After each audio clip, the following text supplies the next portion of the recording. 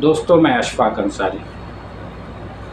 अभी इराक से एक बहुत ही दर्दनाक हादसे की खबर आ रही है।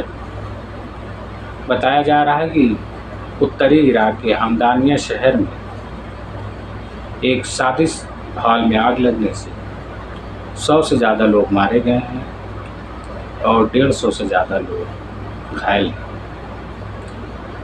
बताया जाता है कि उत्तरी इराक के हमदानिया शहर में एक शादी समारोह चल रहा था। ये शादी समारोह एक शादी हॉल में मुनक्कद किया गया था। जैसा कि शादी में होता है कि बहुत सारे फंक्शन होते हैं, उसमें आतिशबाजी का भी एक प्रोग्राम होता है। तो ऐसे ही आतिशबाजी चल रही थी, जिसमें से एक पटाखा शादी हॉल की छत से जा टकराया। शादी हॉल का छत कपड़ों से डेकोर किया गया था।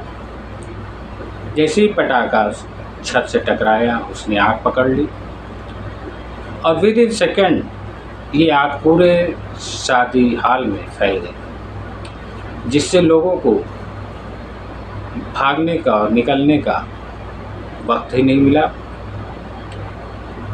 अभी तक की इत्तलात के मुताबिक 100 से ज़्यादा लोग मारे गए हैं और 150 से ज़्यादा लोग घायल हैं।